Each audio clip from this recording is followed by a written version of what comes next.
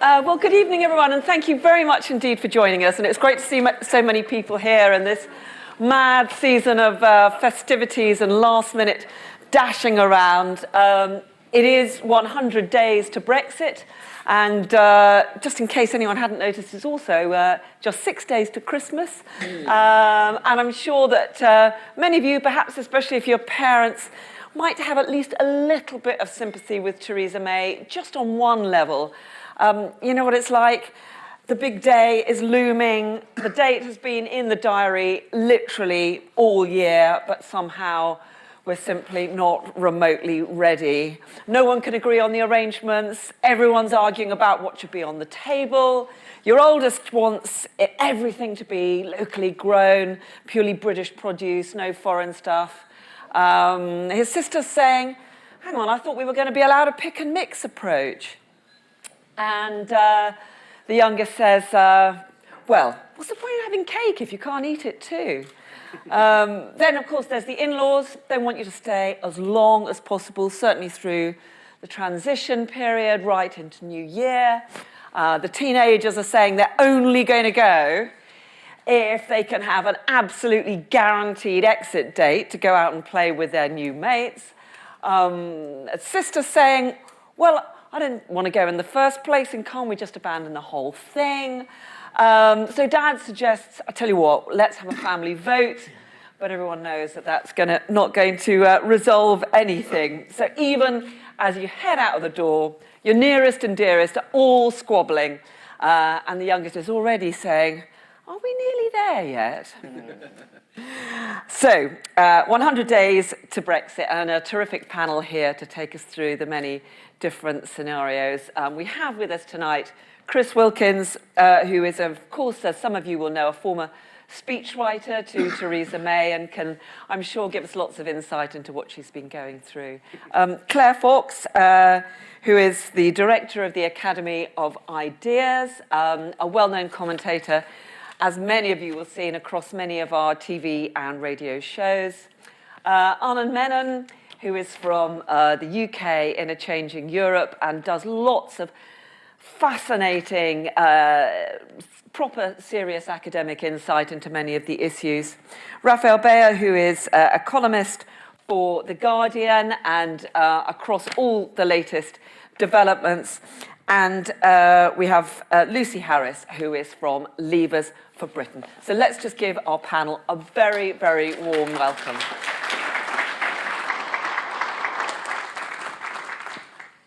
So I'm going to kick off and just run through some of the issues for the first sort of 45 minutes or so, and then give lots of time for you guys to all ask your questions afterwards. So I thought I'd just start off by inviting you all to put your reputations on the line and tell us, we've got 100 days to go. Where are we going to be in 100 days' time? Are we going to be all out celebrating on the streets, rioting on the streets, streets entirely blocked up by lorries queuing all the way to the M20? Why don't I start with you, Lucy? Where do you think we're going to be? Are we actually going to be leaving, and what will the circumstances? Oh, well, it's coming to crunch time. Theresa May said we'd have an orderly Brexit, and I think she's been giving a facade of an organised Brexit. Everything Theresa May has put forward since her Lancaster House speech has been contested or defeated. That's Chequers, the backstop, the deal. Her narrative of control has been undermined with divisions within her own party, her membership being 70% plus very pro-Brexit, which doesn't match her MPs whatsoever, and they fail to represent them. So we've seen this massive divide within her party. The idea that she could control this, I think, went out of the window. And what we're seeing is what I always thought would happen, which is a lot of quick fixes, a lot of botched up plans, and a lot of trying to get the detail at the very last minute. I think, there's going to be there's going to be a situation in which the backstop is going to be contested, and I think whilst Theresa May has got this great idea by putting no deal in front of the noses of the EU and putting no deal in the front of the noses of the MPs, it's trying to get the EU to have some movement on the backstop while, trying to threaten the MPs into giving some sort of movement there as well. I'm going to try and pin you down because we're going to go back over some of the processes that we're going to take to get there. Are we going to be leaving in 100 days? And will we be doing it on the basis of a deal? Good question. I think, as a Brexiteer stance, I think it is so important that we do leave in 100 days, because I believe it undermines democracy if we don't leave in 100 days, which really puts on the pressure. So, yes, we will be leaving. How we're going to be leaving is up for debate, as always. I really hope it's going to be a proper Brexit, but there is some movement on the backstop, so, yeah. Rafael. Right, I'll just go straight to your challenge. Obviously we don't know. That one thing that always happens over the Christmas recess is you get MPs, they go away from Parliament and they meet, in quotes, kind of normal people, civilians, and that has quite an impact on the way they think, and you can never quite predict. So you always get a bit of a January kind of correction or wobble in terms of what MPs have been doing, and I suspect a lot of MPs will go to the Christmas recess, they will meet people who are saying, what is the problem? Why aren't we just doing this and getting on with it? And actually, you will see some return to the deal. I don't think the deal is dead, although a lot of people think it is. And I'm not going to put a percentage figure on it, but I wouldn't at all be surprised if somehow, by some mechanism, and it involves building ladders for people to climb down with their dignity intact, I wouldn't be at all surprised if actually we end up leaving on something that looks almost exactly like the withdrawal agreement that Theresa May's negotiated. Interesting. I know it's very unfair. I mean, the Prime Minister doesn't know what's going to happen, so how you guys can know, I don't know. Your best guess, 100 days, are we going to be leaving without a deal? I pretty much agree with Rafa in the sense that I think that the holidays will change a lot, and I think a lot of particularly Tory MPs are looking for an excuse to back this deal now, particularly as the choice narrows down to one between this deal, no deal, and a referendum.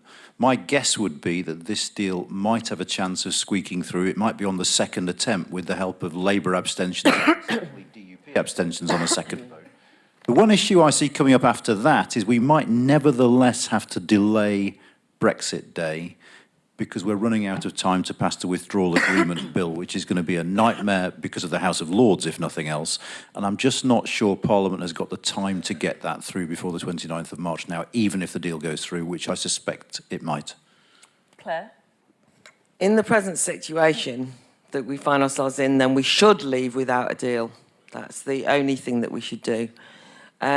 Sadly, I think that what we witnessed of late has been so much fudge and prevarication and a real spinelessness in the Parliament amongst MPs on all sides that I fear that people are right that this deal might squeak through, because I can even hear it amongst politicians as they start to find reasons and excuses as to, even though it's a terrible deal, why it is so much better than these terrible crashing out cliff edge scenarios, which are entirely fictitious and therefore annoying.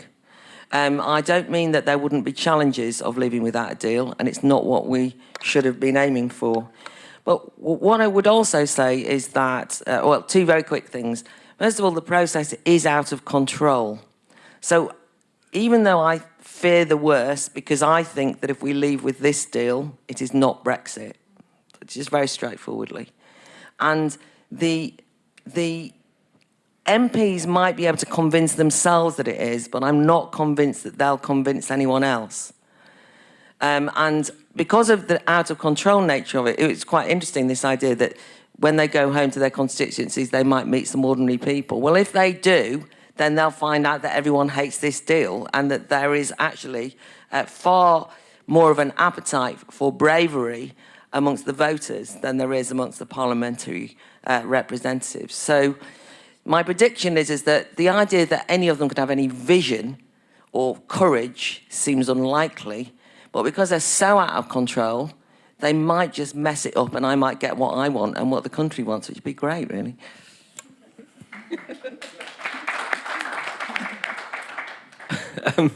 Thank you. So I think this is really interesting because were sort of gravitating towards a similar position. My view is that actually, I think, as has been said, the Prime Minister's deal is more alive than people give it credit for. I sort of agree with everything that's been said in terms of how the holiday period will focus minds, and we're seeing that already. We're seeing already the movement amongst some Conservative MPs in particular who originally took quite strident views against the deal, and now they're sort of coming round to it. So I think, I suppose in direct answer to the question, it's absolutely right that we don't know, but I think it's certainly not out of the bounds of possibility that we do leave on time and with something that looks very much like the deal that's on the table now.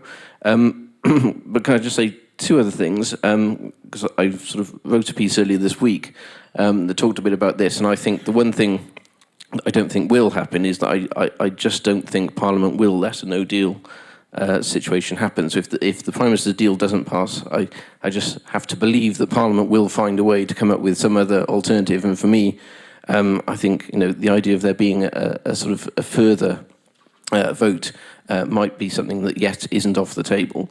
And so if we don't leave on time, that might be the direction that things go in. But the one other thing I just wanted to say is that it's a good question, but this speaks to something that Claire just said, which is I used to sit in the sort of Brexit strategy meetings in number 10 a couple of years ago now. And these meetings would take place on a Wednesday afternoon. There were sort of 10, 12 of us sitting around a table in the PM's office talking about the various issues. And the one thing that was said all the time was the most important thing is that we have to leave on the 29th of March 2019. And every week I'd say the same thing. I'd say, okay, that's great, but what does that mean? What is going to be different on the 1st of April 2019 that people, ordinary people in the country, will see as being different, so that when we look them in the eye and say we've left, they will know that there's some evidence there that that's the case. And I don't think that question has yet been answered. And Claire talked about the deal, in her view, not being Brexit, but actually there's a problem of definition here all round. What does leaving on the 29th of March actually mean in real terms to ordinary people in the country? And I don't think we have an answer to that even now. Thank you all very much. I mean, Theresa May has obviously made it clear that she thinks that her deal is the best way through.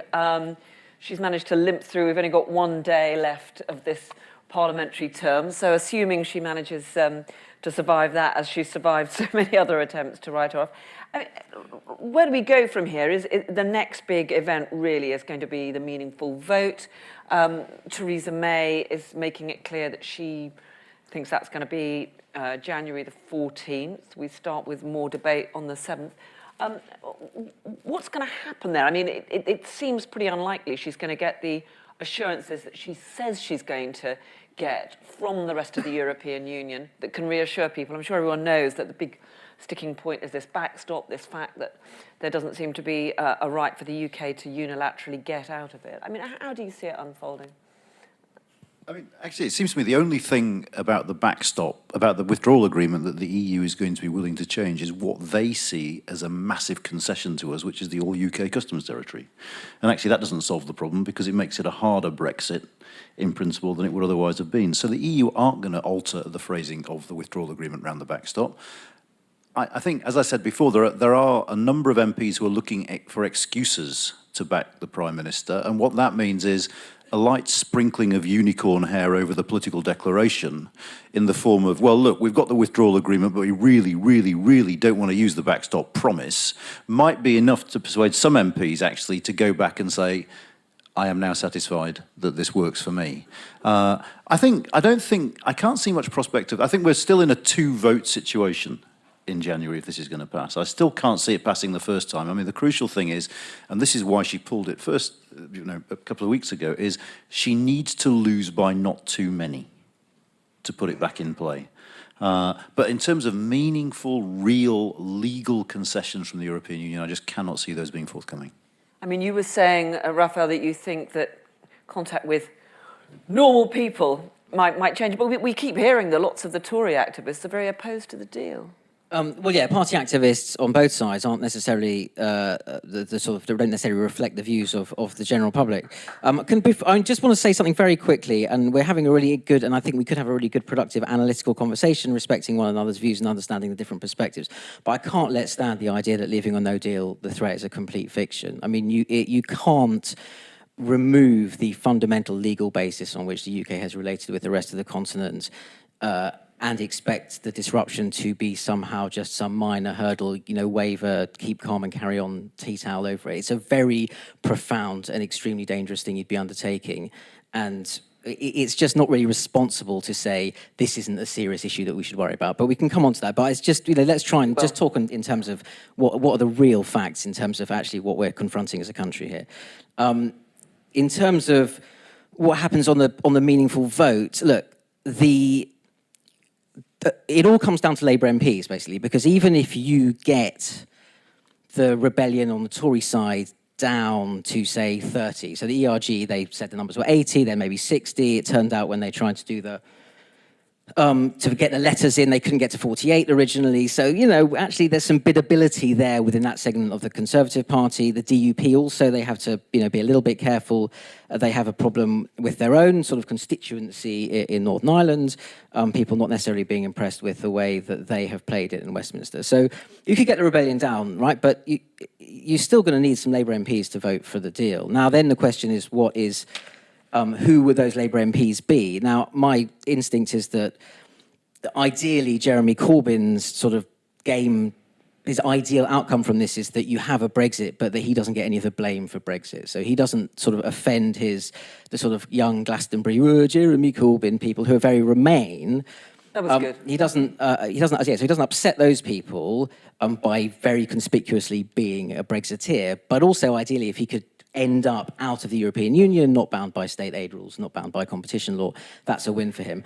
I think it's very hard for him to get to that place, but one of the ways he could sort of feasibly do it is a sort of a nod and a wink to some of the Labour MPs in very Leave voting constituencies, your sort of Caroline Flint type people who really don't want a referendum, really do want to end free movement because they recognise that immigration is a fundamental issue in this. And if you could find a way of giving them permission, tacit permission to help the deal across the line without Jeremy having fingerprints on it as a hard lever, that's one way you could do it. But a lot of things have to fall into place before that happens, and the likelihood of Labour being pushed into supporting a referendum before that is very high. Do you think the Prime Minister would be happy if if the votes come from the Labour side, is that a problem? Is she happy to take them from wherever they come? So I've never understood why this should be a problem. For me, it's always been clear that you would need some Labour votes to get any kind of deal through because, Parliament, since the election last year, the mathematics of it simply mean that you do need those. I think what's interesting is that Number 10 thus far have made very, very little effort to get those Labour votes. I think if you talk to some of the MPs that Rafael was just talking about, that they'll say that they're surprised they haven't had any outreach from Number 10. And certainly at the moment, Number 10's game plan is to focus over these next few weeks on the sort of Brexiteers in the Conservative Party, the ERG and around the ERG, and on the DUP. And every effort is currently being made to get their votes on board. We saw a little bit of stuff at the weekend about sort of David Lidington beginning to sort of just reach out to Labour MPs, but it's only sort of at the starting point of that process. And I think that's the main thing for me. It always seemed to me obvious that you needed some Labour MPs. So why would you not have spent the past 6, 7, 8 months or something building that coalition of support? I actually think, had you done that, I think the deal currently on the table, it was very sellable. But there's been a sort of strange lack of political handling that means that it's now all quite sort of last minute. But I don't think there's any problem with that. We need. I agree that we need to get on with this thing and deliver Brexit, and if that means Labour MPs supporting it, then where's the issue? Lucy, do you think she's going to get through this meaningful vote? Well, she could. I mean, I think she's got a good game plan. I mean, she's giving what the ERG want, which is, a bit of a no-deal parley over here. But then also she's sort of, touted the no deal in front of people who really don't want a no deal. So it's a carrot and an incentive for, the ERG, and then you have, the opposite, it's almost like a threat to everyone else. So I think she could sort of meander them into a position where they would have to actually vote for the deal. And I think it also scares the EU into sort of potentially reconsidering a renegotiation on the backstop. So, you never know what could happen. Just say on that, I agree. I think looking at it strategically, it feels like the strategy is sometimes a bit confused. There's sort of, talking up a no-deal thing. Well, actually, a lot of the ERG would love a no-deal scenario, so it doesn't win them over. Coming out so fervently against a second referendum at the start of the week, again, is a bit confused, because actually that sort of puts off, ERG voters, because you need the threat of the second referendum to get them on board. So sometimes I think the sort of day-to-day tactics that are rolled out are a bit confusing. But ultimately, what's really going on is that the Prime Minister is deploying what is her key skill set, which is she is going to outlast everyone else. And that is what she does, and that is who she is. She will sit there, and she will still be there, and she will outlast, she will grind people down, and ultimately, that, if the deal gets through... Theresa May's, or is that the EU's plan? That's why I know that is what the Prime Minister does. And she will have the meetings, she will sit in the room, she will know the detail better than anyone else, and she will, I think, grind people down, and ultimately that's the strategy that you're seeing, I think, played out. Is that going to work, do you think, Claire? Well, can you imagine contemporary politics is leadership by grinding people down? I mean, is there any wonder that people voted for Brexit? And actually, you're right to caution against me saying that there would be no disruption if there was a no-deal Brexit. I mean, no-deal Brexit used to be just called Brexit in a sort of a way, but it's now become this other thing. And I think that my concern has been that a lot of the more scaremongering facts, facts are important, and I don't think they've always been deployed well. But I do not think that anything is unmanageable. That's the point. I think you know what you face and you organise around it. And I appreciate, by the way, that if this had been organised and planned for much earlier, it would be easier to handle. But what I think is at the heart of this is a misunderstanding of what has happened in the last couple of years, which is that people want things to change quite dramatically, right? And the manage it without disruption model, which has been the basis on which the negotiations have happened. How can we go in and negotiate with the EU so that we can leave with as little disruption as possible, is the very problem with the way people have approached this whole thing, which is it's meant to be disruptive and different, and it is actually going to have far-reaching consequences. But even the way that we're discussing it tonight, and I know that this is not the fault of this discussion, it's generally what's happened is, people get bogged down in the minutiae. I anticipate, by the way, that it is right that civil servants do and that politicians do, that's fine. But the whole discussion is technocratic. Whereas what I think this is all about is democracy. Now, I know that that's just a word. When I say democracy, and people go, oh, sovereignty, oh, what does that mean, right? Well, for hundreds of years, if not longer, there's been a sense in which we've known, or there's been some important principles associated with self-governance, both the individual sovereignty of national sovereignty, of popular sovereignty. It's the basis of democracy, of a free society. And these things are now much more widely discussed in British society than has happened for hundreds of years. It's brilliant in that sense. You can't go to the pub, you can't go to the school to pick up the kids, you can't go anywhere without people having a view, and a rather sophisticated view, despite the caricature, of what these things mean. And I think, therefore, this idea that we can get the deal over the line with as little disruption as possible, with as much fudge as possible, grind people down, misunderstands the nature of what genie has been let out of the bottle. And the positive side of that is what I will cling on to, which is why I don't think people will... I don't think it's why people didn't fall for Chequers, and they're not going to fall for this deal, even if it gets over the line. It will not keep people happy. Let's talk a bit more about that no-deal scenario, because although there seems to be a bit of a consensus that a lot of people think that something will be stitched together, that is still there as a pretty real possibility. I mean, your organisation's done quite a bit of research into this. Yeah, I mean, let me just say two things. I mean, firstly, I agree with Claire absolutely that people voted for change, but a lot of the change they wanted is change that will be accomplished domestically by government. And of course, one of the paradoxes of Brexit is you have this massive sort of outpouring of discontent. We want to change the system. And government then becomes paralysed with Brexit and does nothing else. So all the other things that government could and should have been doing to address some of the very genuine and real discontents that the referendum let loose just haven't been done. And that brings me to the no deal issue, because I think it's worth saying this very, very clearly. There is no such thing as a managed no deal, all right? We can put as much money and time into managing it here as we want, and we can make Kent into a slightly bigger car park, for instance, if we want. But the way to manage no deal is with the European Union, because what we lose is the whole set of rules that govern transnational exchange. Whether that's trade, whether that's travel, whether that's flying, whatever it is, those rules go probably before we've got time to put anything in place, because putting something in place requires an agreement with the EU. And the notion that the European Union, if we walk away from the table and say, look, we've had enough, screw you, you're being unreasonable, we're not signing an agreement, the notion that the EU will turn around the next day and say, that's absolutely fine, let us help you limit your pain, strikes me as fanciful. Because what the EU will say is, absolutely fine, we're starting to make preparations for this. The moment you're ready to start talking about the 39 billion, the citizens' rights, the Irish border, give us a ring.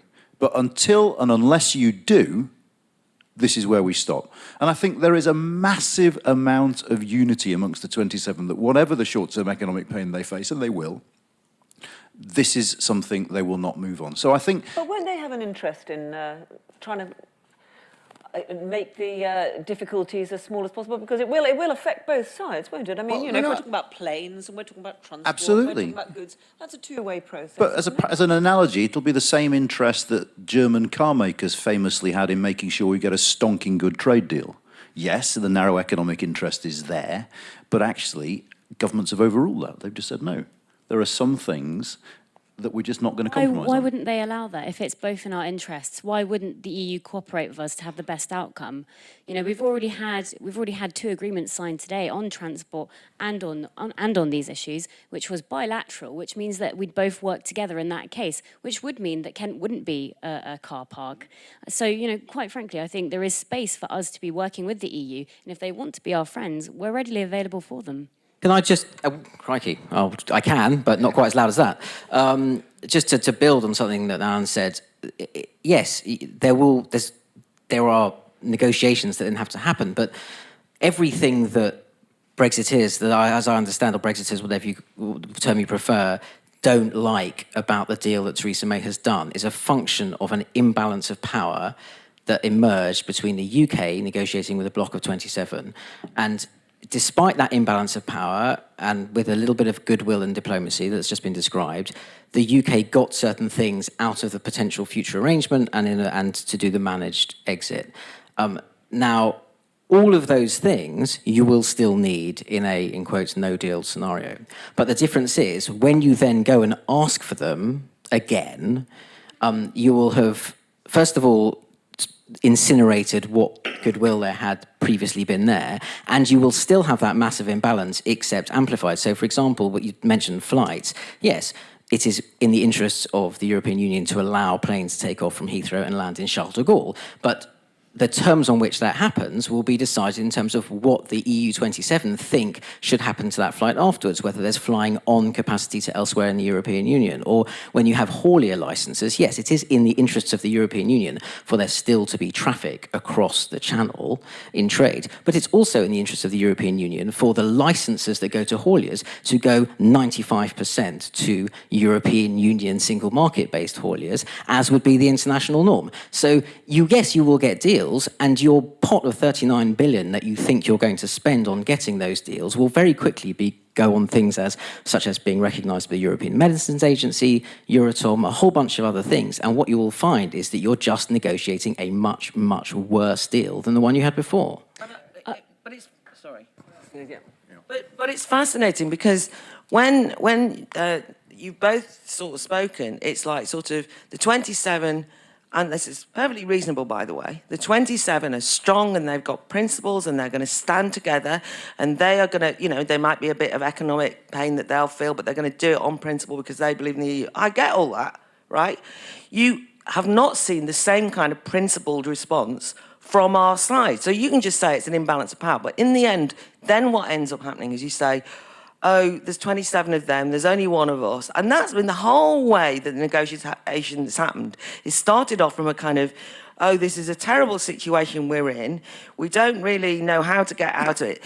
Let's be honest, they did not start, and what any responsible government should have done was to have started planning, when I say for a no deal, they should have started planning right back then for all the things that you've just said. I mean, they didn't do it. Willfully, they didn't do it. Didn't even start negotiating properly. You will know, if you know the civil servants, that they were almost discouraged from doing a whole range of things.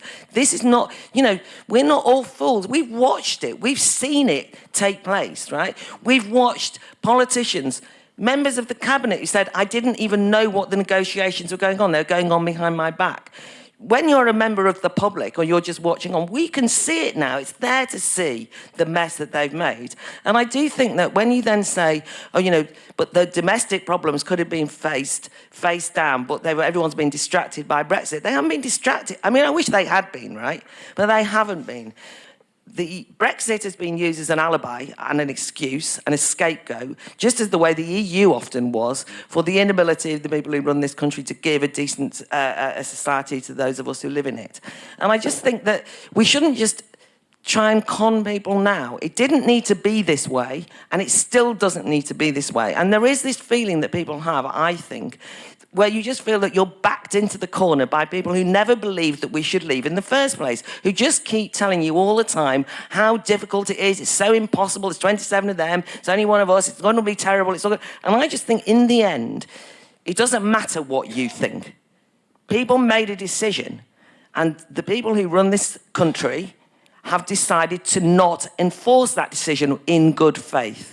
They've been forced to now because of time to do something, but it's not good enough. And we see you. And it's just, don't try and con us. I mean, there's nothing worse. Being defeated is fine, but if people try and condescend you by telling you it's a good deal and all will be well and it's the only choice you've got, that's the most patronising bit of this whole thing. It drives me mad. Now, there are lots of different aspects of this to talk about, but I'm just going to get a quick comment from Chris on that assertion from Claire that actually, the civil service willfully didn't plan for no deal. I didn't blame them. I didn't blame them. Okay.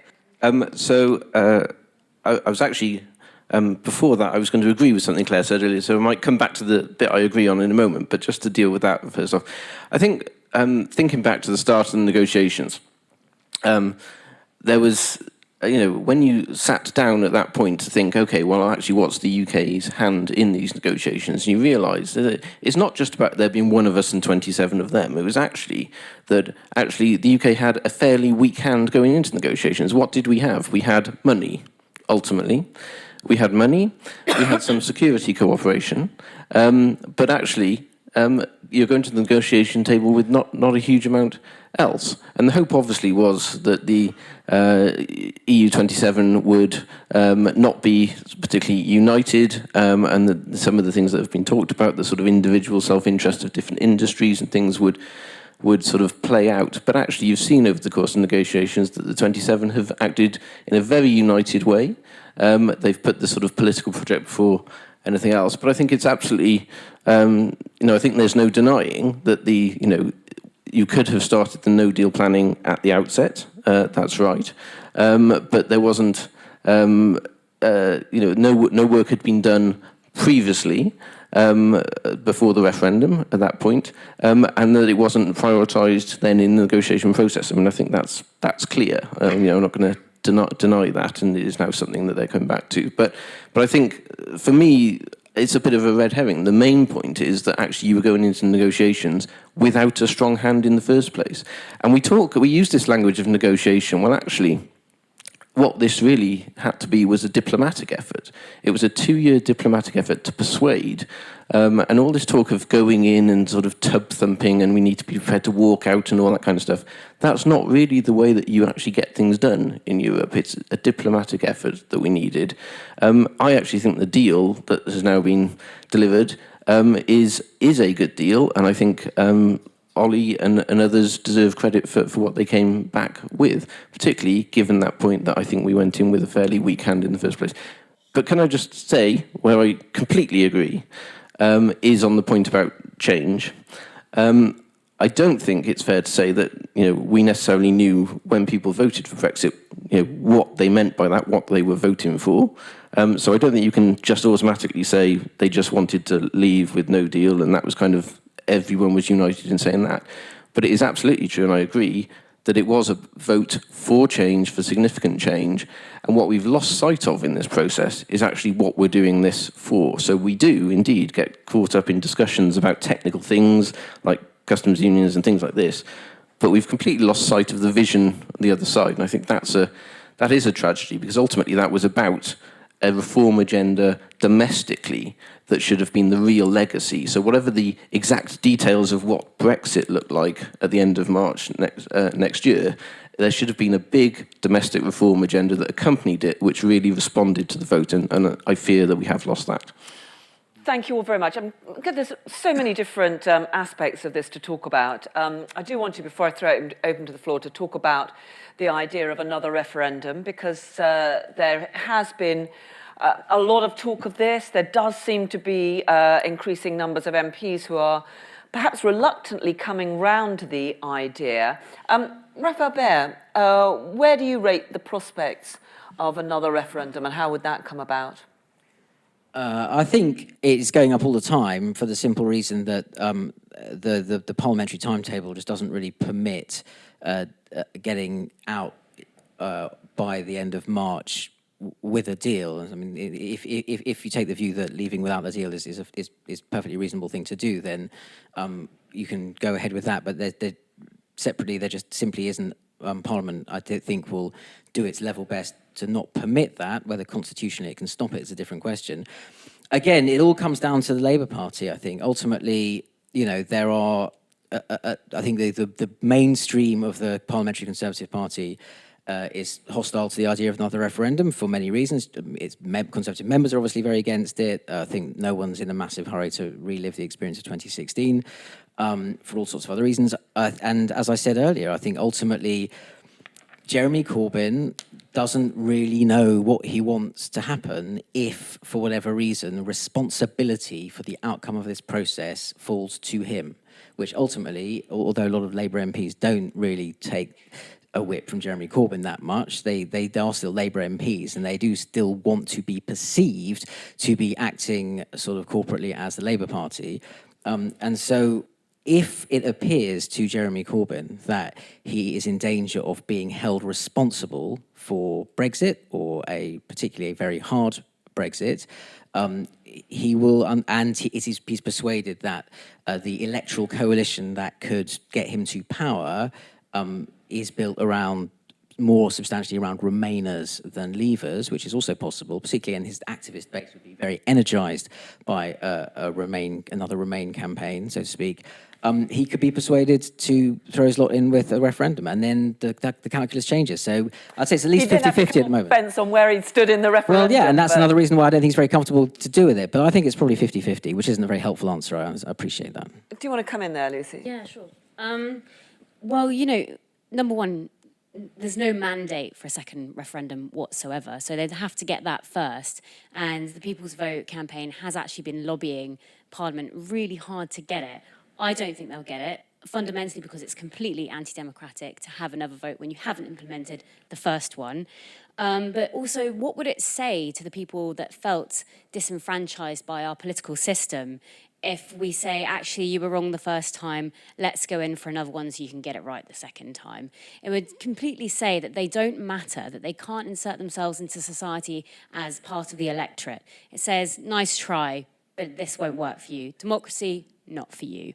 it will increase an incredible amount of divisiveness. And if anyone knows what group that I run is called Leavers of Britain, it started with Leavers of London, and it was supposed to bring people together because of the sort of hurt and anguish that a lot of Remain people had inflicted on them in London of being turned away for jobs, being told to, sit in the staff room to eat their, away from the staff room to eat their dinner, and loads of really horrendous, silly things like this. It's caused... That happened to Leavers? Yeah, things that have happened to Leavers, and it's caused so much disruption in people's daily lives that we could not go through such a horribly divisive campaign, and it would be, because it wouldn't be like before where it was kind of tongue-in-cheek, we know you're going to lose Leavers.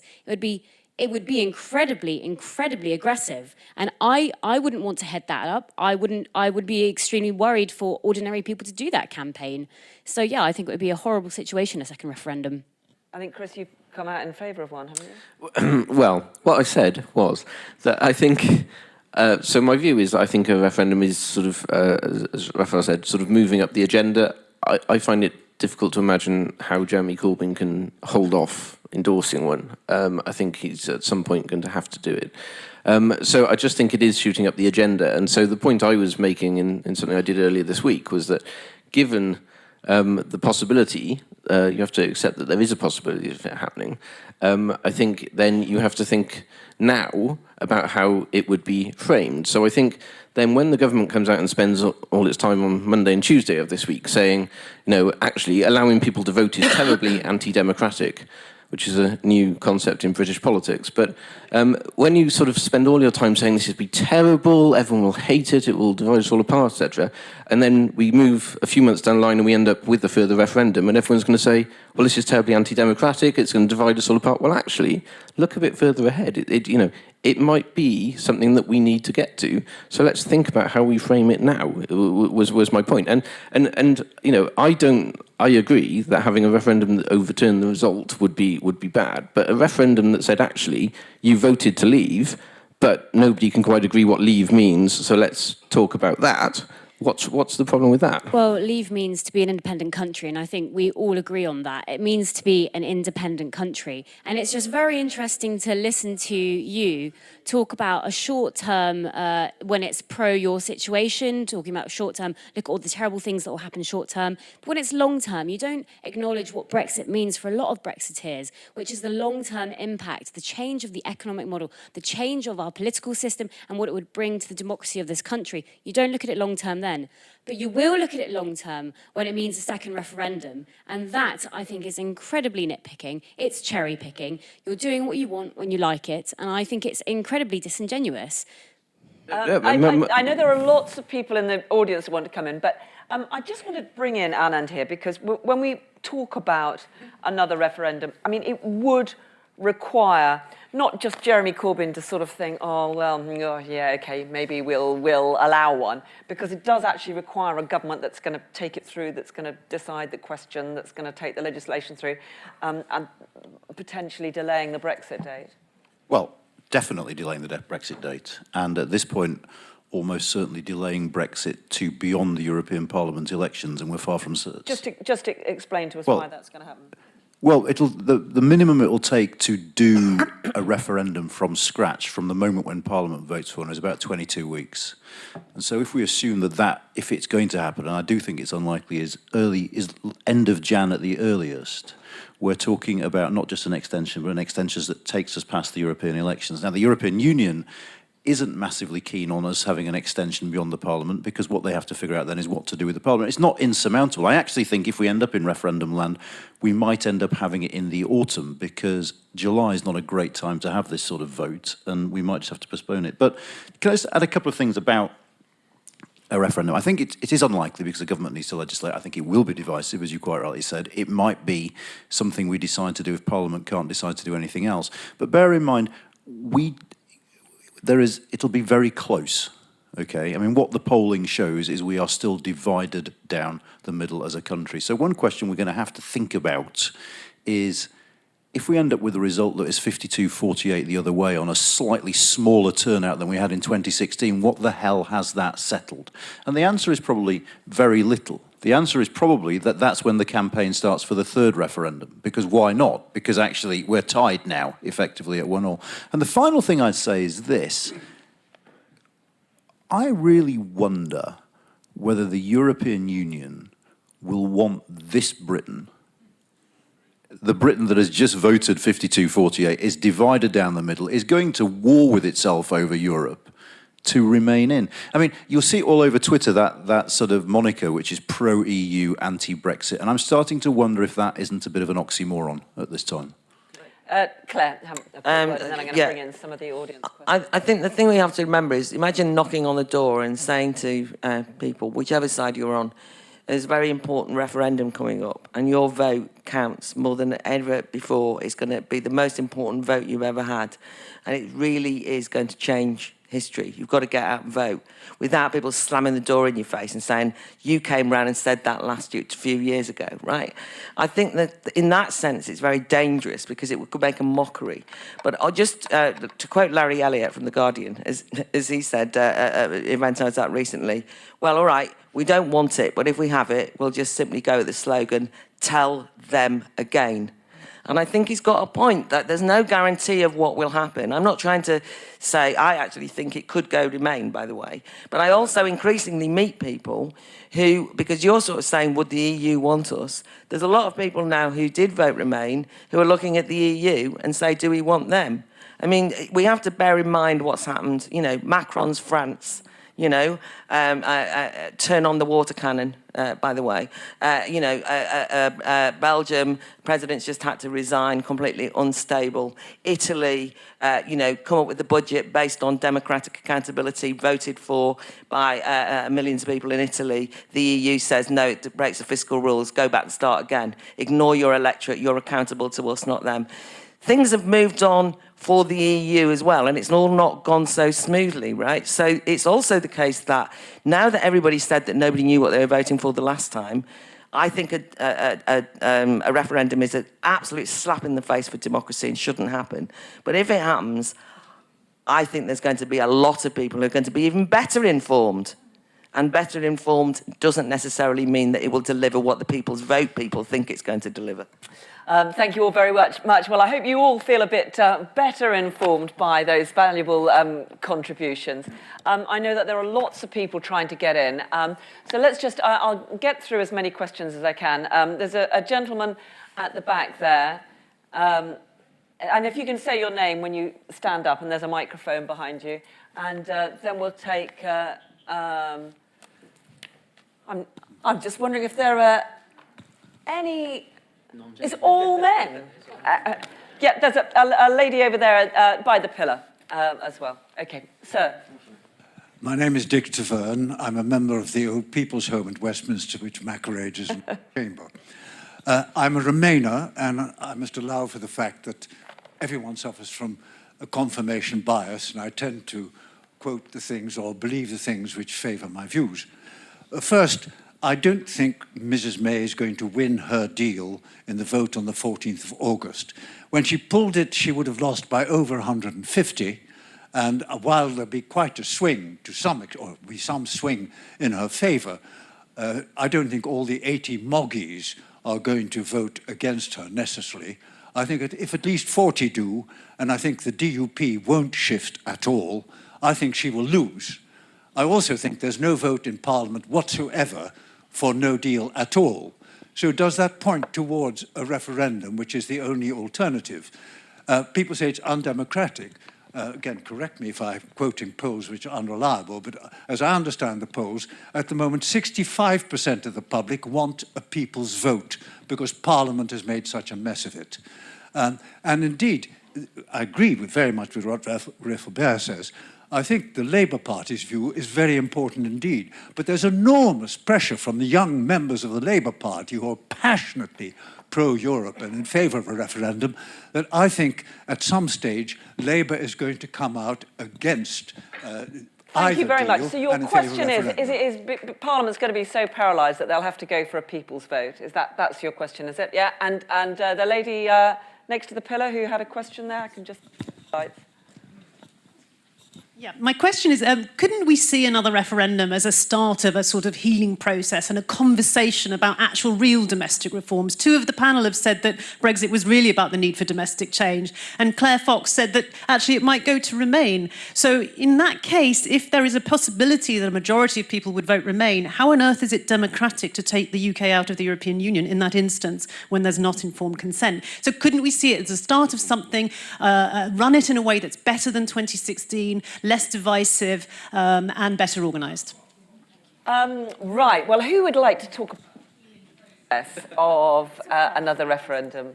Yes, Lucy. Yeah, that's wishful thinking. It's almost an idealistic world in which people's feelings and what's happened in the past doesn't matter.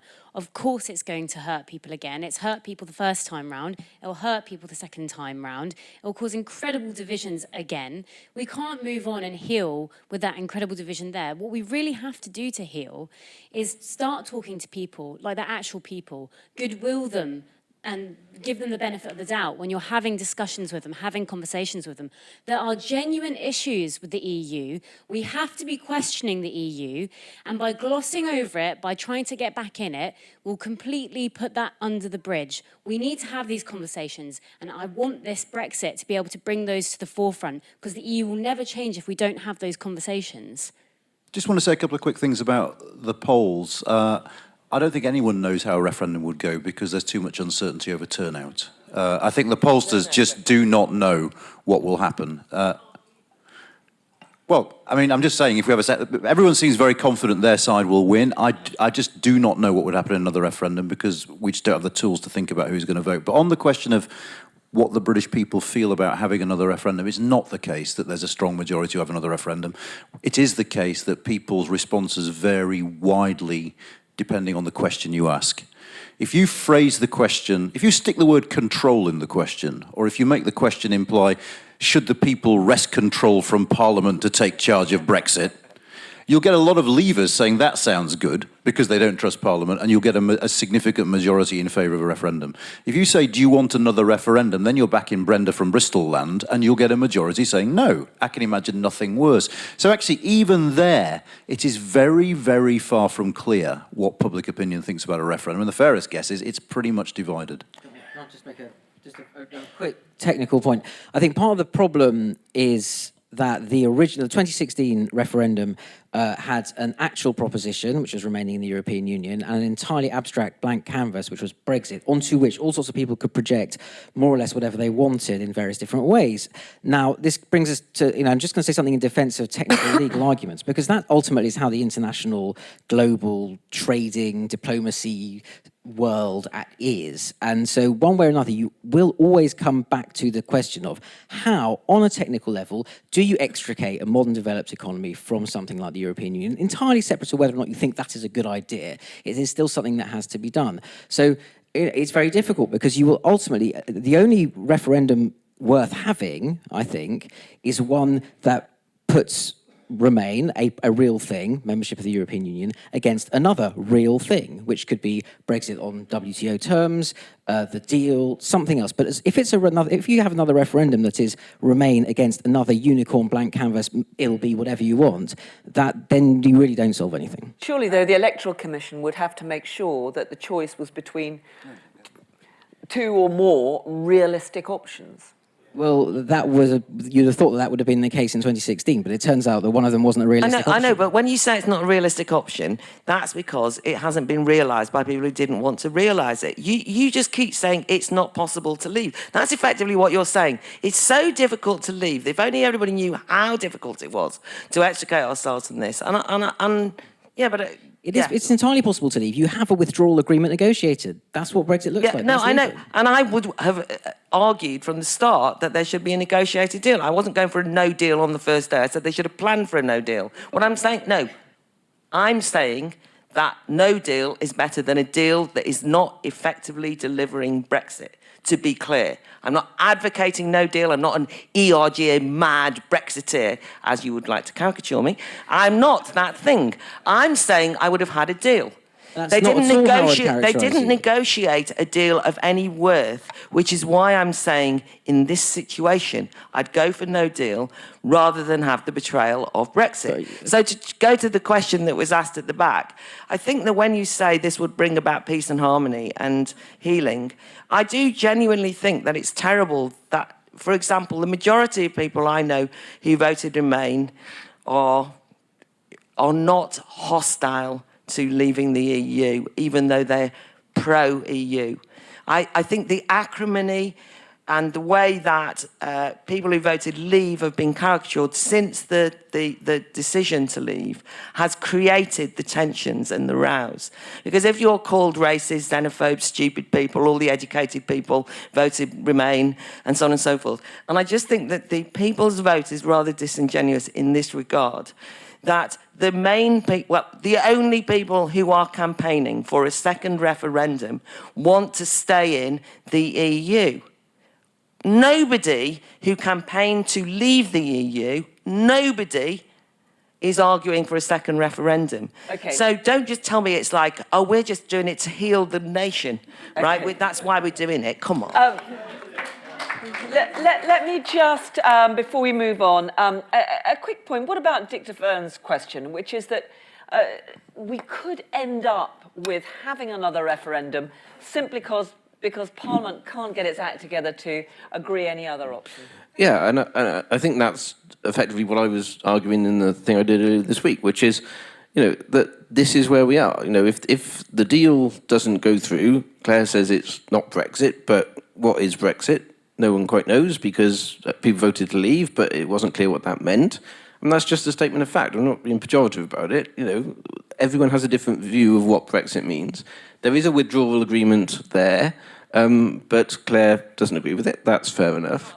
No, of course, no. There's a large number of people who don't agree with it, absolutely. Minority lunatic woman. But if you want... no, I accept there's a lot of people who don't agree with it. We can have this as a healing process now, come on. But it is going to deliver Brexit. But it might not be the Brexit that you and others have in mind. My point was precisely that actually I think people voted to leave, but Parliament is clearly deadlocked. And if the deal doesn't go through, then somehow we've got to unlock it. Now, what is wrong at that point in saying, well, the people voted to leave, so why don't the people say what they want that to look like? It could be the Prime Minister's deal, or it could be leaving on WTO terms. And of course, actually, Claire, you say that nobody who votes to leave is advocating another referendum. But this is, of course, what people like Jacob Rees-Mogg used to advocate precisely, was one referendum in principle, and then a referendum on what it looks like. I'm not saying, by the way, that I think this is a great idea. I don't think there are any good options if the Prime Minister's deal doesn't get through. And the best thing is that people should vote for the Prime Minister's deal because then we can get Brexit done. But it's not a great option. But I'm just saying that I don't understand why in a mature democracy there is a problem with going back to people and saying, OK, you voted to leave. Parliament basically can't agree. So tell us which of these options you want. You're saying a referendum with no Remain option? I'm good.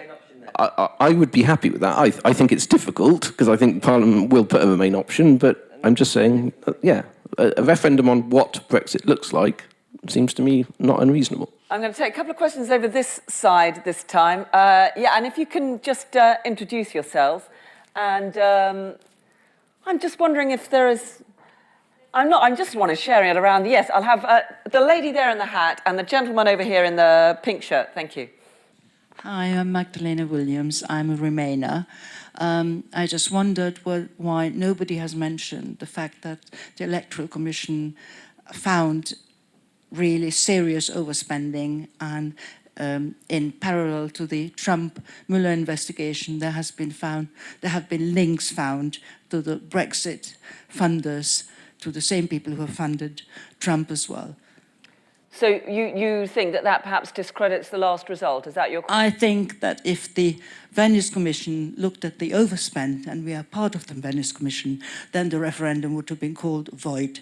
But I know it's politically very difficult, but I was just wondering why we just carry on ignoring the fact, is it okay to condone crime just to achieve what your plans are? Thank you. And the question over here? I'm afraid when I'm choosing people, I have no idea which side how you voted in the last referendum. So unless you'd all like to put big labels on your head. Sir. My name's Daniel Poser. I'm a Remainer as well. Leavers, for God's sake, stick your hand up. Bloody hell. Brexiteers, over this way. Okay, we'll come that side of the room next, don't worry. I just, picking up on this semi-consensus that's emerging that Parliament's in gridlock, just a couple of quick things.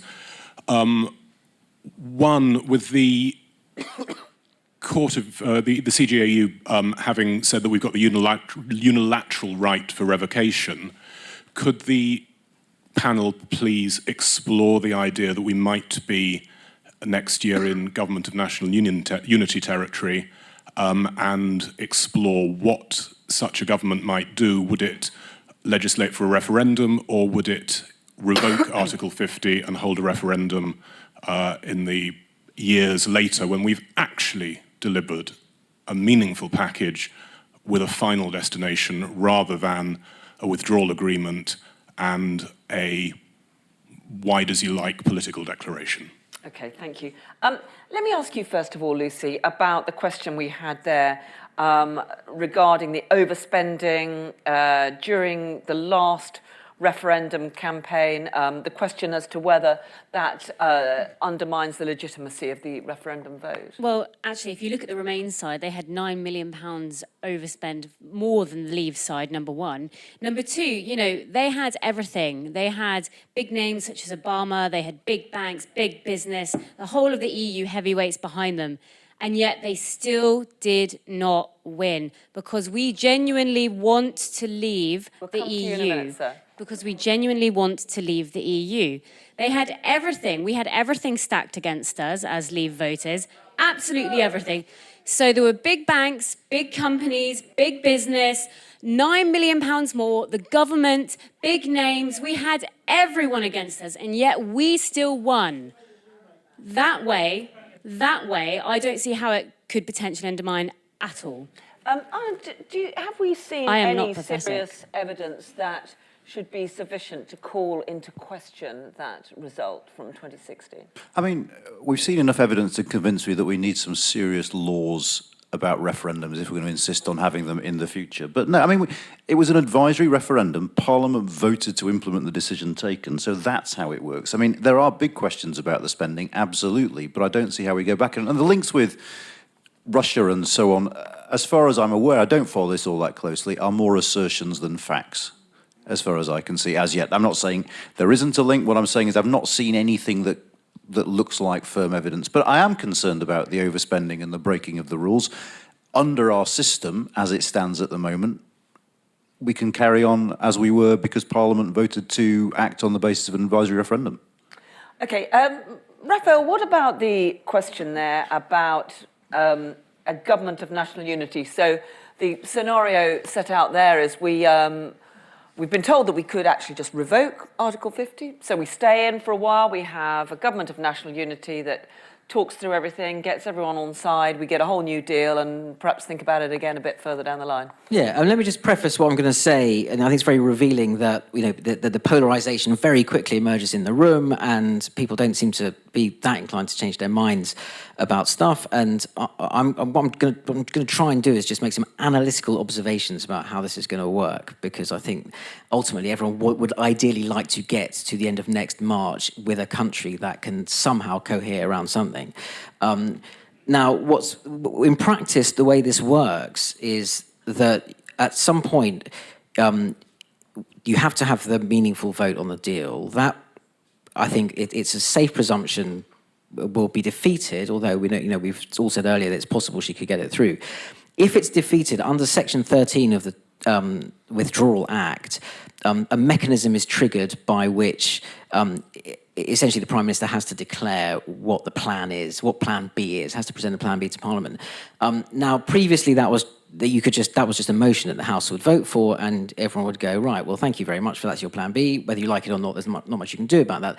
Because of an amendment that Dominic Grieve put down brilliantly, neutralising something called Standing Order 24B, this is very important, that statement under Section 13 of the Act can be amended. Now, I know this sounds like crazily technical, but it's very important because essentially whoever can organise a parliamentary coalition cross-party, regardless of who they take the whip from, around any proposition under that Section 13 of the Act is essentially the government.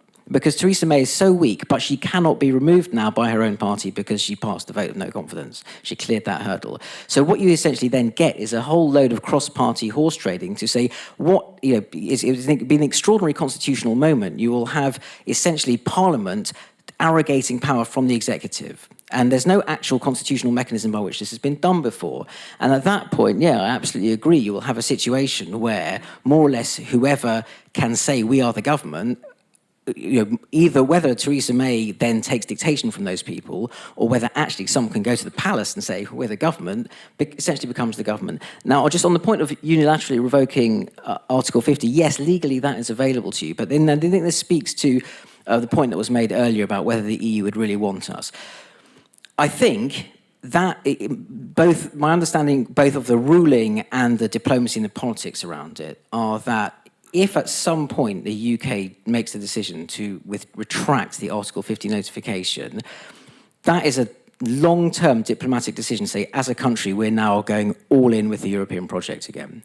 And the idea that you could use that as a kind of hokey-cokey, okay, we're back in until we basically make a decision about whether we're out again or not, is, while possibly legal under the CJEU judgment, would be so phenomenally obnoxious and toxic on an international diplomatic level, I just don't think that's realistically available for you. Let alone amongst people at home. I know there are lots of other people asking questions. You wanted to come in briefly, Anand. Oh, just on the CJE ruling, I'm not sure it would be legal to do that because there's a good faith clause in there that clearly means well, it was a different language in the CJEU ruling, but it was still there that this is essentially a good faith, that's not working, decision. And I think it would go straight to court if we intimated that we were trying to stay in to get more time to negotiate. I don't know whether are we just down to one microphone? No, that was working. They just turn it off Did anyone else? No one else is longing to come in. Let's take in a few more questions. There's a couple of people over here. This gentleman at the front, and we'll take also the gentleman right at the back against the wall there.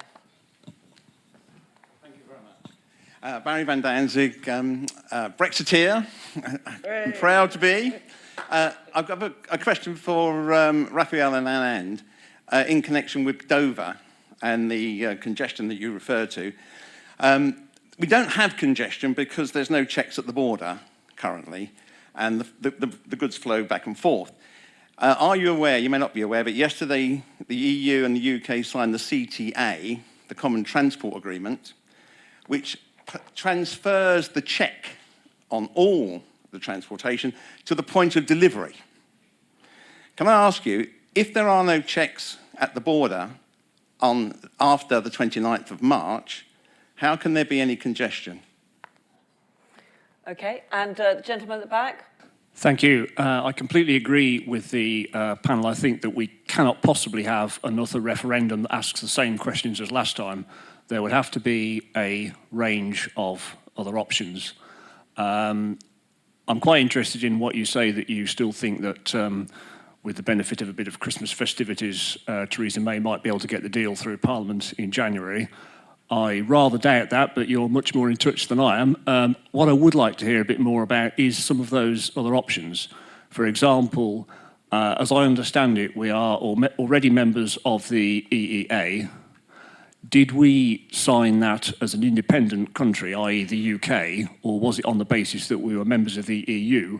What I'm getting to is, if we were to leave the European Union, can we remain members of the EEA and therefore members of the single European market, or will that all have to be renegotiated? If anybody's interested, I work for a town planning consultancy, and I would describe myself as a reluctant Remainer. Okay, thank you very much. Do you want to just answer that second question, Anand, about the EEA? It's an idea that has been floated. Would it be feasible? I mean, our EEA membership derives from our EU membership, first and foremost. And, well, opinion differs about whether it would be feasible. Opinion differs about whether the other EFTA members would want to allow us into EFTA or not. Personally, I think there are real problems with the EEA situation on both sides. On our side, if Theresa May's deal is being attacked so vehemently for being vassalage or slavery or whatever, the EEA is far more so in that direction. It really is abdicating significantly more control over your domestic legislation. The EEA, even the EEA plus, isn't enough to get rid of the need for a border in Northern Ireland. You'd have to sign up to all sorts of agricultural regulations in addition. So you'd be far, far more bound in than Norway is, and your trade policy would be just as compromised as it is under this plan. And if you flip it the other way around, you know, the EEA is a very sophisticated, subtle system that works for a bunch of very small economies where the European issue is depoliticized. And it works on the basis of basically subtlety and discretion. They're a permanent process of negotiation with the EU about which directives and what leeway and things like that. Think of two words that do not characterize Britain and British politics, and I think subtle and discreet would be amongst the top of your list. I'm just not sure either it works for us politically or whether we wouldn't just blow the system wide open from being in it. So they're my reservations about it. I mean, it still might, just because I have reservations doesn't mean it's not incredibly likely to happen. I should make that very, very clear. But I find it not to be a sustainable sort of future for us, to be honest. Claire, you wanted to come in there. Well, I think that idea of the options is indicative of the fact that there isn't even an agreement about what would go on the paper, is there? I mean, I've had lots of arguments in the last few weeks with people who've told me that the option should be Theresa May's deal or Remain. And that's the kind of, because that's kind of a Remain position, you know. Theresa May's deal is Brexit. So you've got that as your Brexit or we stay, right? That's the only options. And obviously, for a lot of people, that is not an option, right? Can I just ask you, if that was the choice, what would you do? I'd tear up my ballot paper and I'd don a yellow jacket and I'd give you all a ring. Give you all a ring. I mean, that would be, you see, that's the problem is that I would feel like that was absolutely a kind of, you know, an attempt at fudging of the worst kind. I can see that they might lose control and panic and it might end up being a referendum, as you've described, you know, where we've got a choice between WTO or Theresa May. But I know that all of the people who are calling for a people's vote would go mad. And then if it's the three options, we'd all go mad. And then if we've got 4 or 5, which is why I just think that these things are, in the end, about kind of, everything seems to me about putting off things. You know, everything's kicking things into the long grass, sending it over to somebody else to decide. You know, not for me, you decide, but we can't even decide what we should be deciding. And in that sense, I think that it would be incredibly corrosive and damaging. I did want to refer to the ports point, and the reason why I think that ports point is important is because on practically all of the things that can happen in relation to WTO rules or crashing out or all of these things, there are people who are involved in different things, involved in different industries, some of whom will say it's the worst case scenario, others who will see quite sensibly and logically how you get around them, what you need to do to make this as straightforward as possible. And I think that in that sense, we have to trust ourselves to get through this period. And that actually there are common sense, you know, when you kind of tear back the ideology on the practical ways that we would deal with just getting out, we would be able to manage without it being a cliff edge, which is not to say it wouldn't be disruptive. And I thought that's why that was a very helpful contribution, so thank you. OK, Claire's nicely wrapped up 2 different points. You come back on the ports point, and then I'm just... On the practical point, I mean, Anand will know the details of this better than me, but any agreement that's been signed is predicated on a legal framework that exists now, which includes the UK as a member of the customs union and the single market, which will be... That's not correct. They have agreed that in the event of a no deal where we leave the customs union and we leave the single market, the common transport agreement will continue. But you would still need, but because the UK becomes essentially a third country to the European Union, and therefore the external border of the single market and the customs union is at Dover, you would still need phytosanitary checks, you would still need all the necessary checks required to... Well, phytosanitary checks do, actually. No, they can take place off the border. No, well, that's just simply not the case. OK, I think we shouldn't get too bogged down into the practicalities. I just wanted to give Chris a very quick word when we talked about the options, which the question that the gentleman at the back had there. If we did have a referendum, you think it's a good idea, what would your question or questions be? Well, I think it's a good idea in the sense of, so I was just reflecting on it, listening to you all talking very learnedly about the detail of this and details of this. I'm a political advisor, that's my background. So I'm thinking politically, I'm thinking, what would I be saying to the PM at this point? And if the PM's deal doesn't go through, if she has a vote and she loses it, something has to happen. And so at that point, I think I'd be saying to her, you now need to champion a referendum that is a referendum that says it's my deal or no deal. Because the thing is, whatever my views of Brexit are, no deal is a perfectly legitimate option. But I think from the Conservative Party's point of view, to go straight to no deal without having the explicit consent of people to do that, I think is really electorally damaging. So I'm thinking politically, what would I advise at that point? And I would say, that's what you need to do. Now, the likelihood is that Parliament would probably amend that, and then you'd end up with a Remain option. But, are there things about, can you have, if the default position is we're leaving, can you have a 60% threshold on Remain or something? I don't know. There are no good options at this stage. I'm just saying I think we need to think creatively because Parliament is clearly deadlocked. So let's not sort of start from a point of view what can't be done. I completely agree, by the way, with Claire on this. We seem to spend all our time closing down options and saying what can't be done. We need to think creatively about what can, because we need to find a way through. An answer which I think underlines quite how long it might take to get legislation through Parliament if we were to have another referendum. Now, let's just take a couple more questions. We've got this gentleman here at the front, and are there any other ladies in the room who would like to ask a question? In that case, we'll take you, sir, there. Sorry, I've deliberately given them in two different places, so you had to sprint from one side of the room to the other. Is it me? Okay. I was actually talking about the gentleman here at the front. You ask your question, sir. We'll take all three. Okay. After the referendum, the EU's position was we're going to punish the EU. Now we've seen the only deal that they have to offer us involves trading land, Northern Ireland, for a trade deal. In history, has any other country given up land just for a trade deal? And hasn't the process just demonstrated that the only thing left for us is a no deal with a few extra bits added on just to smooth over the... Okay, thank you. And the gentleman at the front here. Hello, my name's Wilson. My question is, do you think it's right that with the deal that Theresa May has on the table at the moment, that you're signing away the British people's rights to vote? We will stay, if that backstop takes place, we will stay in that indefinitely until the EU agree that we will leave. We have no voting rights to leave. There is a case that we will be there forever without being able to leave. There'll be no democratic process to leave, and it's MPs that will decide again. There is a risk that it's Parliament versus the majority at the moment, and it's not going down very well, I don't think. And I voted Remain. Thank you. And the gentleman here in the middle. James Laza, I'm a retired person. My question is about independence. I often hear Brexiters talking about independence when they've never lived in a truly colonialized society, unlike myself.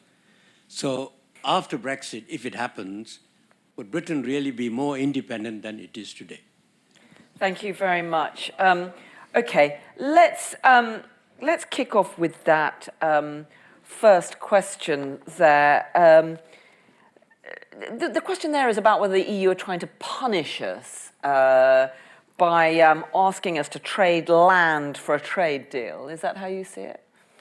Well, I think they're just trying to grab basically what they can and try and put us into a situation where we have to go their way. It's always sort of been, what can we take rather than what can we give? It's always been a situation of what power can we get from the UK and what power can we get from smaller countries rather than how can we work together. It's always been their outset. It's always been the outset of the EU to get as much power as physically possible, to centralise it, to be able to control the majority of Europe. So, yeah, I think it's a situation in which we can't exchange land that we've had for hundreds of years, had horrible wars over, mainly just to hand over as if it were worth a few billion pounds, whatever. It's not worth it. So, yeah, you might want to say something there. No, sorry, I didn't mean to be. That was disrespectful to kind of respond in that way, and I apologise for that. But I was just the categorisation of owning this land and it being a trade with an EU power that is sort of behaving imperialistically.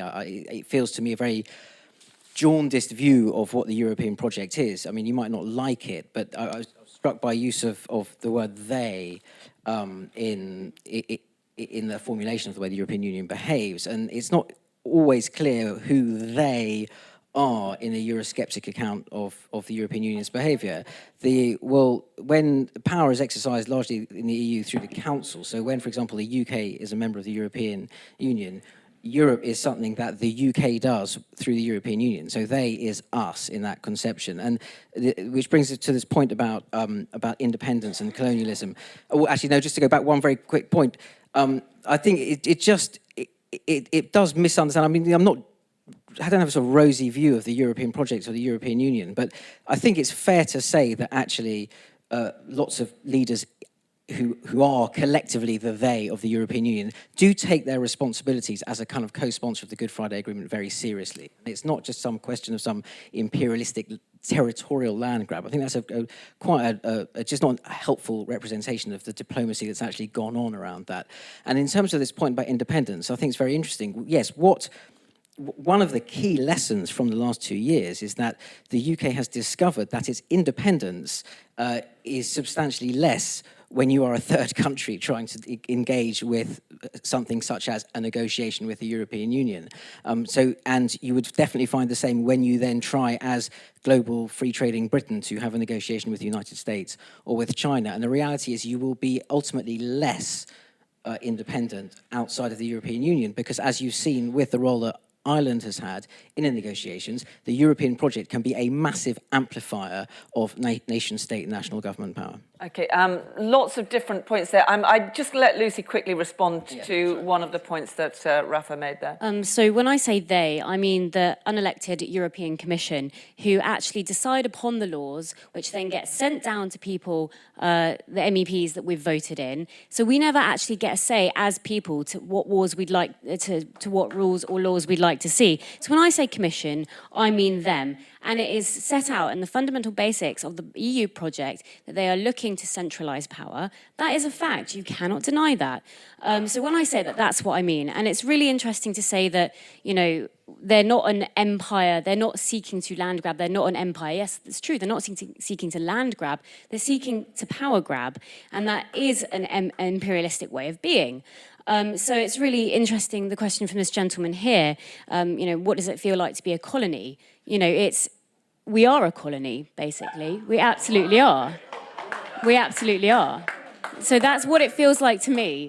That's what you can't sort of say, we're in an imperialistic situation, and then go along to this gentleman and say that it's we'd have to accept we are we're in a colonial state if we were to take his question. Claire, do you think we're a colony? No. Question about independence. No, I understand.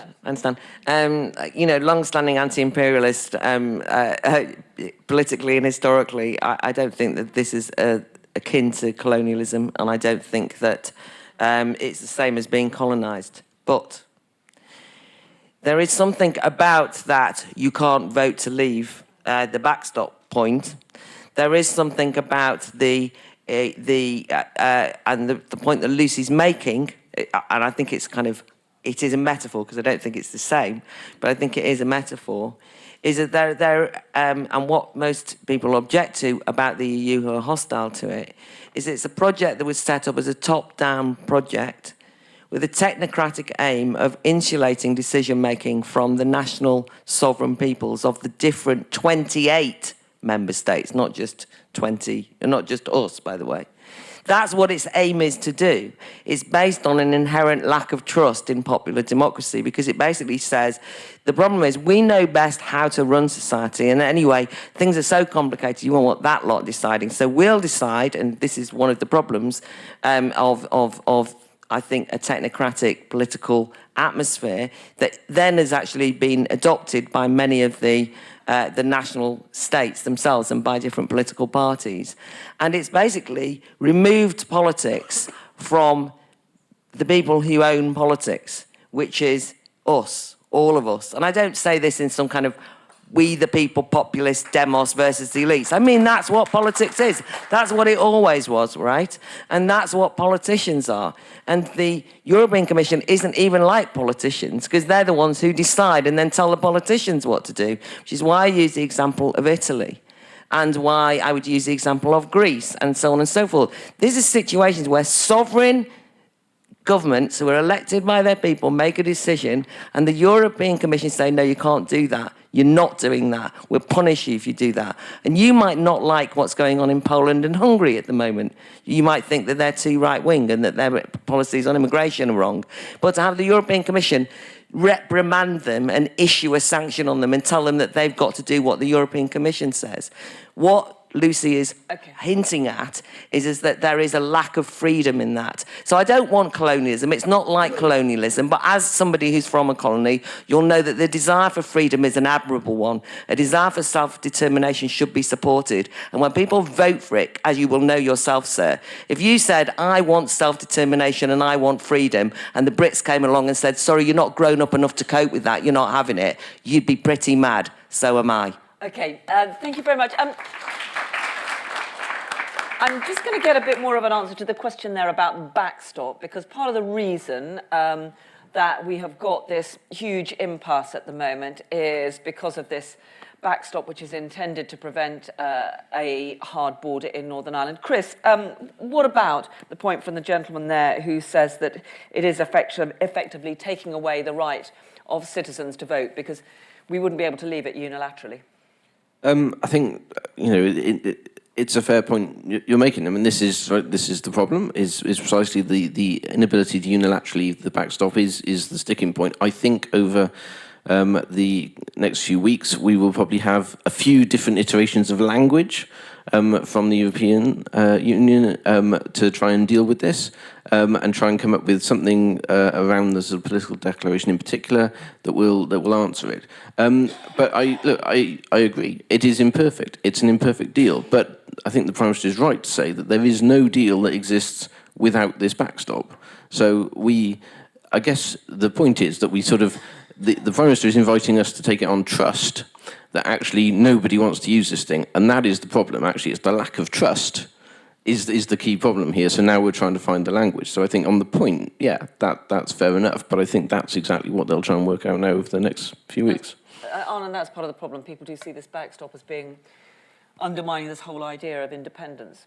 Yeah, I mean, some people think it is, some people use it tactically. I've been amazed by the number of people on the Labour side who've adopted the language of the ERG on the backstop for what seems to be purely tactical reasons. Let me just say three things very quickly. Firstly, I share many of Claire's reservations about what happens inside the Eurozone. I think that is very different to the rest of the European Union. I think actually it is very, very hard for the Commission to push member states around in other areas of EU activity, but in the Eurozone you're absolutely bang on, and I think there are real democratic issues that are going to have to be addressed there for that system to endure. Secondly, on the Irish question, I think the language of land grab is so profoundly unhelpful.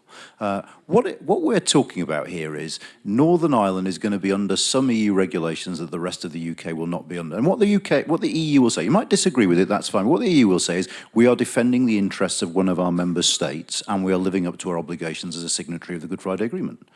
I think, portraying it in those sort of visceral terms as some kind of territorial land grab is just wrong.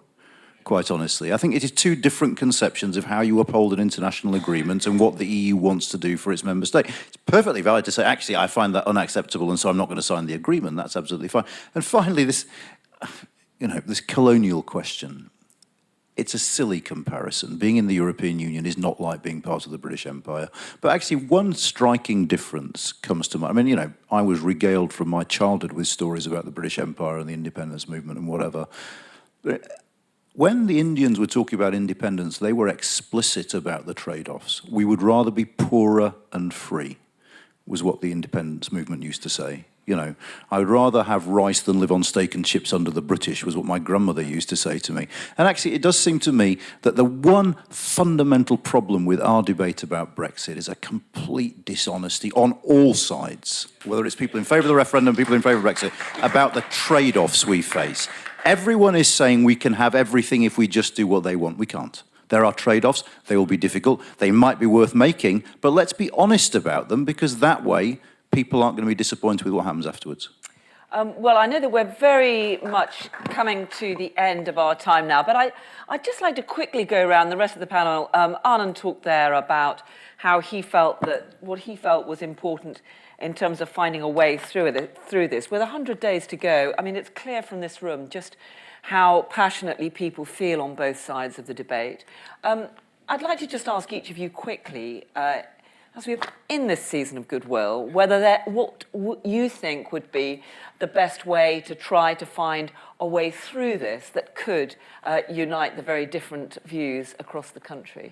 Well, I think it has to be, first off, a sense of goodwill when you're talking to people on a social level.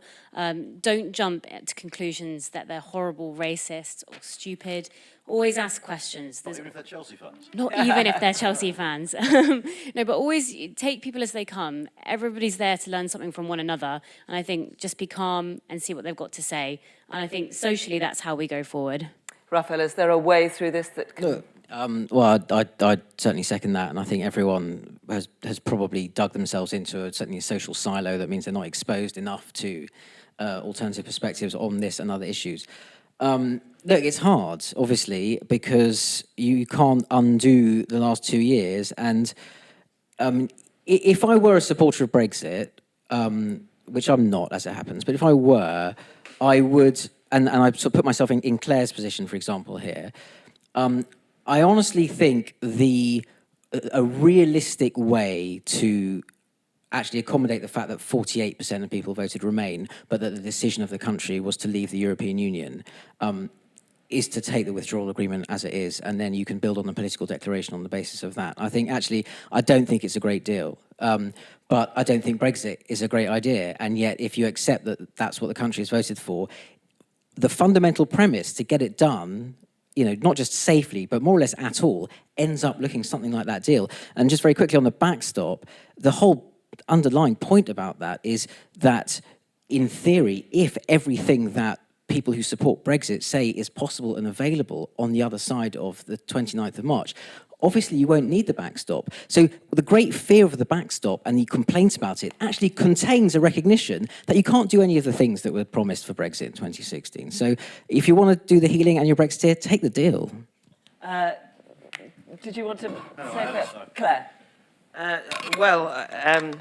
I think what we need to do moving forward is, well, first of all, I think we do need to get a sense of the bigger picture, and I don't just even mean in terms of Brexit. I think we're going through a historic period. This is history being made. I mean, I waited all my life to be living through history, and now I am. And it's like you know, major political realignments are happening. New values have been forged. I mean, we're talking about the Labour Party and the Conservative Party. Who even knows what they represent or mean anymore? These are dead parties. It's over. And you can see the way mainstream parties are kind of collapsing throughout Europe. And the emergence of some pretty, you know, scary in some instances, you know, new parties. But what I'm saying is, it's not just here. What's happened is that the rule of technocratic rule is falling apart everywhere, and we're beginning to see people saying, what matters to me are, you know, things like freedom, or what matters to me is this, or what matters to me, you know, new ideas are emerging. So I'm saying that to you because I think that you can get so bogged down, you forget that this is kind of a bigger thing than this, right? This is going to be something that people will talk about this for this will be in the history books, and when history is changing like this, the chance is that we have a chance to change history, to make history. You know, People are actively on the stage again now, right? We're not being done to, preached at, but we have a handle on the possibility of the future, which is really what I think is what I'd say in terms of, you know, hands across the sea. See, the thing is, I mean, this is the thing about kind of get out your bubbles and all the rest of it. Loads of my friends, lots of my family, you know, voted Remain, right? I'm not like sitting there talking to, you know, despite the prejudice, you know, it's not like I hang out with the Jacob Rees-Moggs and, you know, these type, and I only talk to Brexiteers, so I think all Remainers are, you know, metropolitan liberals and all the rest of it. Most people who voted in that referendum were ordinary people, and they are not as invested in quite the way that people are here. And I think that what we could have done and squandered was to have said, right, this has happened now, and this is the kind of Britain we're going to build. This is what you were saying earlier. But we do need to now get that vision back on the picture, and that's a vision that Remainers and Brexiteers can both sign up to. Identity politics is bad enough. However, having said that, this idea that the deal is a compromise that will bring us all together, in view of the fact that one thing I've got in common with every Remainer I know is that they hate the deal, it seems to me to be the worst kind of, you know, put up with the lowest common denominator, and I think that that's not going to make anyone happy. But as that gentleman there said, a lot of Remainers now are looking at this very differently because they're not Remainers, they're voters. We're not Brexit or Leave. You know, that's not the defining feature. A democratic decision was taken, and whichever way you voted, we will all lose if this democratic decision is betrayed, fudged, and dumbed down to such an extent that we don't recognise it. And I think a lot of ordinary people know that, even if some of the people who are discussing it in the sort of centre of Westminster don't quite grasp it. Thank you. I'm really just going to repeat a couple of things that have already been said. I would agree with Rafael that the key thing is to really, let's vote for this deal and get Brexit through so that we know where we stand. You know, he makes a very good point. The referendum was 52-48. That doesn't mean that the 52, it's like winner takes all and they get it. It's going to be a compromise. The deal is a compromise. It's messy in places, but it gives us the opportunity to move forward. So I do think, that is the ideal outcome. But actually, the main point I was going to make, and Claire has just said this, if I think back to when I was at number 10, a couple of years ago, just after the referendum and at the start of this process, the sort of analysis then was actually, Brexit was always going to be a divisive issue when you got into these details. But the thing that could absolutely bring the country together was a vision for what the country would look like after Brexit. Actually, after March of next year, where are we going? Why are we doing this? What kind of country are we going to be? And that was really about that domestic change message, because actually, whether we're Leavers or Remainers, however we voted, we all care about schools and hospitals and infrastructure and all of these things. And focusing on that and the kind of country we want to build as we move through this process and come out of this process, that was really the point at which we wanted to bring people back together. And I think that message was completely lost when we then decided to call a general election. You'll remember that went really well. But we went into that election with a big, bold agenda. We then lost it in the campaign, and we've never got it back. And we've got desperately to get back to that sense of some sort of vision for the country, which is the only thing ultimately that's, I think, going to bring people together. Thank you very much. And we didn't even have time to discuss general elections, but we have run out of time. Thank you very much. I hope you've all found it an interesting and an informative evening. If you do want to know more, you can sign up to the newsletter from the UK in a Changing Europe. Just look on their website. Follow them on Twitter @UK and EU. I would just like to say my thanks to Chris, to Claire, to Anand, to Rafa and to Lucy, and let's give them all a very big hand. Thank you all very much for coming.